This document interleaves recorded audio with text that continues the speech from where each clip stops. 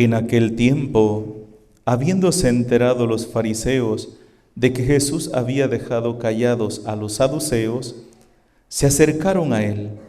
Uno de ellos, que era doctor de la ley, le preguntó para ponerlo a prueba: Maestro, ¿cuál es el mandamiento más grande de la ley? Jesús le respondió: Amarás al Señor tu Dios con todo tu corazón, con toda tu alma y con toda tu mente. Este es el más grande y el primero de los mandamientos. Y el segundo es semejante a este: amarás a tu prójimo como a ti mismo. En estos dos mandamientos se funda toda la ley y los profetas. Palabra del Señor. ¿Cuál es el mandamiento más importante? A Jesús le preguntan: ¿cuál es el mandamiento más importante? Y él responde: son dos. Son dos los más importantes. Dos que se equiparan. Equiparar significa se igualan, se igualan. El mandamiento del amor a Dios, claro, ese no hay ningún problema, ¿verdad? Para nosotros los cristianos sabemos que Dios debe ser primero en nuestras vidas. Antes que todo, tiene que estar Dios. Antes que nuestra familia, antes que nuestro trabajo, antes que todo, antes que nuestro orgullo, antes que nuestros intereses personales, primero debe estar Dios. Porque si Dios no está primero, entonces otro es nuestro Dios, a quien le estamos sirviendo. Cuando hablamos de poner a Dios primero, significa que a Él es a quien le serviremos, por Él viviremos y por Él trabajaremos.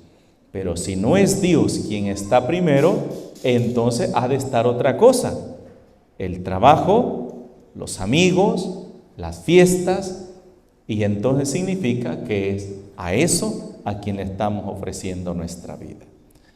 Parecería que es fácil de entender esto y decir: no, Dios es primero, Dios primero. No, hermanos. Miren, si realmente Dios para todos los cristianos fuera primero, les aseguro que nuestros templos, nuestras iglesias se quedarían chiquitas los domingos para poder recibir a todas las personas que tienen que ir a misa. Sí, pero ¿cuántas personas van a misa? De los que dicen llamarse cristianos, de los que dicen ser cristianos, ¿cuántos van a misa el domingo?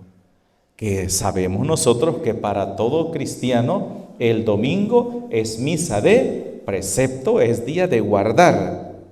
No, que tengo que ir a pasear, tengo que ir a trabajar, que tengo que hacer, o no tengo ganas, o tengo pereza, ¿verdad? Entonces significa que Dios queda a un lado. Entonces no es Dios primero. Entonces están otras cosas primero. Pero ahora sí, para nuestro interés, cuando queremos conseguir algo, ahí sí yo tengo que estar primero para Dios, como prioridad. Pero cuando hay otros intereses, con facilidad dejo a Dios y le doy la espalda. Si yo quiero ser primero para Dios, también Dios debe ser primero en mi vida. Porque si Dios no cabe en mi vida, entonces Dios no va a entrar a la fuerza. Una de las cosas que yo he insistido muchas veces es esto: Dios no entra a la fuerza en la vida de nadie. Soy yo quien le abro mi corazón, le abro mi vida, mi hogar y lo dejo entrar. Si Dios entra, Jesús dice en Apocalipsis 3:20, si tú me abres, entraré a cenar contigo. Si tú me abres, pero si tú no abres la puerta a Dios, entonces Dios no va a entrar a la fuerza tampoco. Ahora bien, sobre el segundo mandamiento, hemos hablado muchas veces que Jesús en la última cena instituyó el mandamiento del amor, ¿verdad? Amarán los unos a los otros como yo los he amado. En el Antiguo Testamento, como hemos escuchado hoy en la primera lectura, los que tienen la paginita me van a seguir con la lectura. Estamos en el libro del Éxodo, en los primeros libros de la Biblia, en los libros más antiguos, vamos a decir, que fueron de los escritos que Moisés redactó cuando el pueblo de Israel fue sacado de la esclavitud de Egipto. ¿Hace cuántos? Miles de años, cuando el pueblo de Israel se consolida como pueblo de Dios. Dios va a poner 2 mandamientos, y entre esos 2 mandamientos, el segundo va a ser el amor al prójimo. El amor al prójimo. O sea que el mandamiento del amor al prójimo no fue algo que Jesús se lo inventó. Lo que hizo Jesús fue decir: amarás a tu prójimo como yo los he amado. Porque muchas veces nosotros decimos: ya me es suficiente a mi hermano, ya mucho le di, suficiente, ya, que se llenen. No, Jesús dice: ámense los unos a los otros como yo los he amado. No midas tu amor por la capacidad que tú tienes de amar y decir: ya amé suficiente. No, mide tu amor mirándome a mí y viendo lo que yo he hecho por ti. Cuando tú hayas amado a tu prójimo como yo te he amado, entonces puedes decir que has amado suficiente. Pero hermanos, para llegar a equipararse al amor de Jesús, nos falta muchísimo. Entonces la medida del amor de un cristiano es Jesús, es Él. Pero miren, para descubrir un poquito quién es nuestro prójimo y cómo debemos amarlo, la primera lectura de hoy nos ilumina de una manera hermosa. Esto dice el Señor a su pueblo. Éxodo 22, 20, 26. No hagas sufrir ni oprimas al extranjero, porque ustedes fueron extranjeros en Egipto. No lo oprimas, no oprimas al extranjero, no te aproveches de él, no lo esclavices, porque tú también fuiste extranjero o serás extranjero. Esto es una de las cosas que se nos olvida a nosotros, que quizás hoy esta persona esté pasando una necesidad y mañana voy a ser yo quien va a estar pasando esa necesidad, y así como esa persona hoy necesita de mi ayuda, así también yo un día puedo necesitar de la ayuda, no quizás de esa persona, pero quizás de otra persona. No explotes a las viudas ni a los huérfanos. En tiempos de nuestro Señor Jesucristo, las viudas y los huérfanos eran las personas más desprotegidas. No tenían nada, ni nadie que los protegiera ni los defendiera. Entonces no explotes a la viuda. Pero si las explotaban, se aprovechaban de ellos, se aprovechaban de los niños, explotaban a los niños. Porque si los explotas, y aquí viene la situación, porque si los explotas, ¿a quiénes? A los huérfanos, a las viudas, a los indefensos, y ellos claman a mí, ciertamente oiré yo su clamor, yo los escucharé. Aquel indefenso, aquel pobre, aquel que no tiene quien lo defienda, si en su clamor me clama a mí, yo lo escucharé, dice el Señor. Mi ira se encenderá, te mataré a espada, y tus mujeres quedarán viudas y tus hijos huérfanos. O sea, el mal que tú les haces a tu prójimo, a aquel que no puede defenderse, el mal que tú le haces a esas personas, Dios te lo cobrará a ti, te lo cobrará a tu esposa y se lo cobrará a tus hijos. Por eso hemos hablado, el pecado de los padres recae sobre los hijos y llega hasta la tercera generación, dice la palabra de Dios. Oigan bien esto, el pecado de los padres, la maldición, recae sobre los hijos y los nietos. Y uno a veces se pregunta, ¿y por qué tanta desgracia en mi vida? Tanta desgracia. Pregúntate cuál ha sido la herencia que tus padres te han dejado, ¿verdad? Y saben que muchas veces esa herencia son el mal ejemplo y el mal testimonio que los padres nos han dejado, y yo vivo renegando por la desgracia que vivo, pero no me fijo que sigo haciendo la misma maldad de mis padres, de mis abuelos. ¿Cómo se rompen esas cadenas? Haciendo un cambio. Haciendo un cambio. Si mis padres hicieron el mal, pues yo voy a hacer el bien. Porque si no, ese castigo va a recaer sobre mí y sobre mis hijos. Porque si hay algo que Dios castiga y cuando se clama, es la injusticia. Los pecados de la injusticia son aquella maldad que yo hago contra el indefenso, contra el que no puede defenderse, aprovechándome que no puede defenderse, entonces lo voy a hacer pedazos, me voy a aprovechar de él y lo voy a hundir. Eso Dios lo ve. El llanto, el clamor del indefenso, del huérfano, de la viuda, del pobre, eso Dios lo ve. Si tomas en prenda el manto de tu prójimo, devuélveselo antes de que se ponga el sol, porque no tiene otra cosa con que cubrirse. Su manto es su único cobertor, y si no se lo devuelves, ¿cómo va a dormir? Vamos con la injusticia. El pobre, cuando tú pides algo al pobre y no se lo devuelves, tenlo por seguro que todo el dolor, todo el sufrimiento de esa persona va a llegar a los ojos de Dios, y Dios se encargará de aplicar la justicia. Y vamos a un punto muy importante, que es una de las cosas en las cuales, hermanos, yo siento que se peca tanto, ¿verdad? Y tanto de una manera como de otra.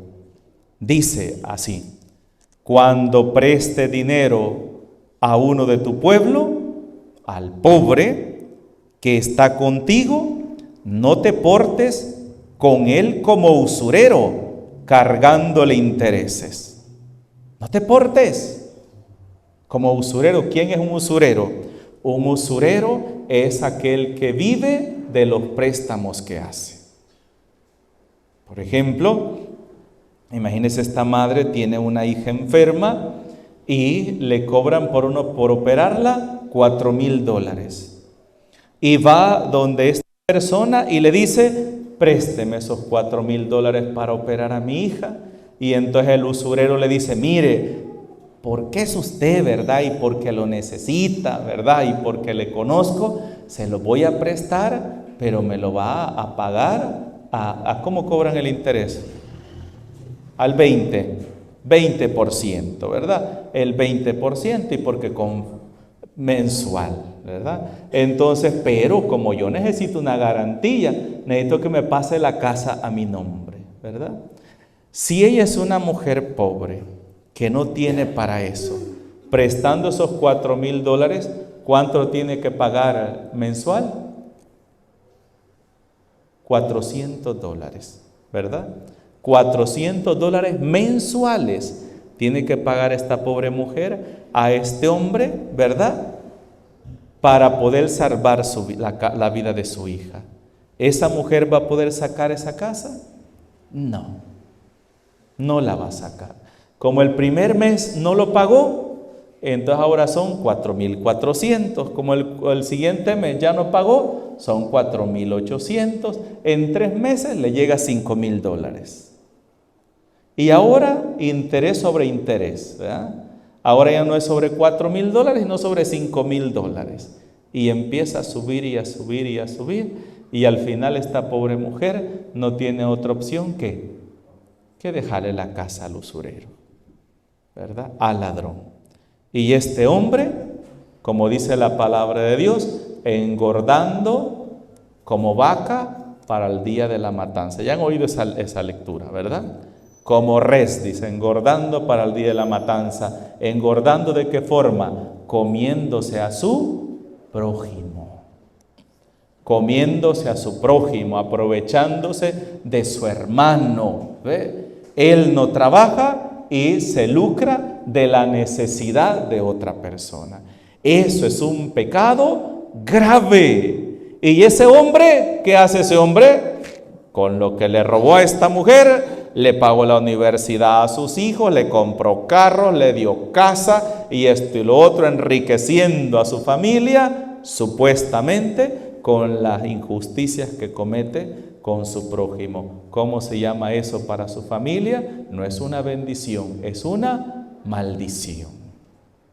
Y así como subió toda esa riqueza, la que ha acumulado, todo eso que ha acumulado, al final se va a convertir en una maldición para toda su familia, que no lo llevará a su felicidad, sino a su propia destrucción. ¿Por qué? Porque el pecado de la injusticia clama el castigo divino. Y así lo dice la palabra de Dios. El usurero es aquel que se aprovecha de la necesidad de su hermano para enriquecerse, para lucrarse, olvidándose de que quizás hoy esta persona necesita de mí, quizás yo mañana de otra forma voy a necesitar de esta persona. Pero también hay otras personas que de la amistad se aprovechan para robar. Los que prestan y no pagan, ¿verdad? Los que prestan y no pagan, los que buscan la forma cómo engañar a las personas, aprovechándose de la amistad y le dicen, mire, sirva, por ejemplo, el caso más común, ¿verdad? Servir de fiadores. ¿Cuántas personas? No, es que mire usted, mi amigo, ¿verdad? Yo a usted lo quiero tanto y lo abrazo y sírvame de fiador. Mire, yo quiero sacar este préstamo, yo me voy para Estados Unidos y cuando me vaya para Estados Unidos, el doble le voy a dar a usted. Yo voy a sacar $20,000 y yo lo voy a, pero préstemelo, yo lo voy a pagar a usted 40,000 le voy a dar. El día que le entregaron ese dinero, ese día, esa persona a usted ya no es su amigo. Si usted viene por esta acera y se van a encontrar, él se pasa para el otro lado para no verlo. Y de repente le cae el banco a usted y le absorben todo su sueldito y ahí queda años pagando un dinero que no era suyo, que no se lo comió. Y aquel feliz, ¿verdad? Diciendo, me bajé a fulano. No, tú mismo estás acarreando una grande desgracia para ti, para tu vida y para tu familia. ¿Ve? Porque te aprovechaste de esta persona, usaste esta persona para tus propios intereses. Hay esas dos cosas, ¿ve? Tanto aquel que se aprovecha de la necesidad para enriquecerse, pero como aquel que se aprovecha de la bondad para enriquecerse también, ¿verdad? Y las dos cosas, hermanos. ¿Ustedes creen que ese hombre que llega a su casa, que trabajó un mes y solamente, mire, lo que le quedan son $25 de su sueldo, y llega a su casa y se pone a llorar y dice, Dios mío, ¿qué me pasó? ¿Verdad? ¿Por qué serví de fiador? El llanto de la esposa, de sus hijos, de él, la desesperación, la angustia, porque no tienen que comer y no tienen cómo pagar nada. ¿Ustedes creen que eso Dios no lo ve? Si claman a mí, yo los escucharé. Cuando clamen a mí, yo escucharé, porque yo soy misericordioso. Así dice el Señor. Yo soy misericordioso con él. Y si esta persona que sufre está llorando, está triste, clama a mí, pide misericordia, yo lo voy a escuchar. Entonces, cuando nosotros vamos a hacer una maldad, tenemos una costumbre de hacer esto. Mire, volteamos a ver para un lado, volteamos a ver para otro lado y nos aventamos de bruces. No, hay que hacer otra cosa, nos falta otro movimiento. Aquí no me ve nadie, aquí no me ve nadie, ahora veo para arriba si me está viendo Dios. Porque se nos olvida que hay un ojo que todo lo ve y es Dios. Dios lo ve todo. Dios ve lo más profundo de nuestro corazón. Dice la palabra de Dios: si voy a lo más alto de un monte, allí te encuentro. Si voy a las profundidades del mar, de la tierra, ahí estás tú. ¿Cómo escapar de tu mirada? Nadie escapa de la mirada de Dios. Y aunque quizás de los hombres nos escapemos, y aunque quizás de la mirada de los hombres logremos huir de nuestras sinvergüenzadas, de nuestras injusticias, de la justicia divina, nadie se salva. Y, hermanos, las injusticias se pagan en esta vida y en la otra vida. Una persona malvada, una persona perversa, jamás terminará sus días siendo feliz. Terminará en la desdicha más grande. ¿Por qué? Porque toda la maldad, toda la injusticia, todo el mal que he hecho será algo que me perseguirá durante toda la vida, en esta vida y en la otra vida también. No nos olvidemos de eso, porque a veces pensamos que aquí hice lo que hice, borrón y cuenta nueva. No, hay un Dios que lo ve todo. Y después, cuando ya estamos en la desgracia, ya cuando estamos hundidos en la miseria y decimos: ¿y qué mal he hecho?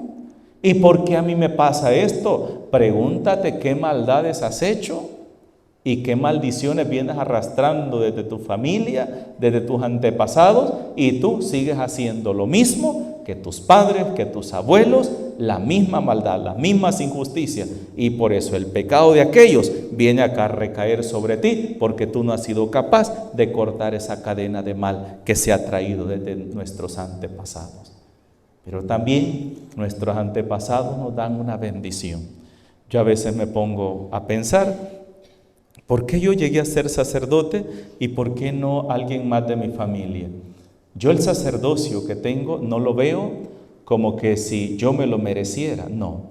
Yo lo veo como una bendición para mi familia. ¿Saben? Mi abuelo materno, en la casa de él fue donde se celebró la primera misa.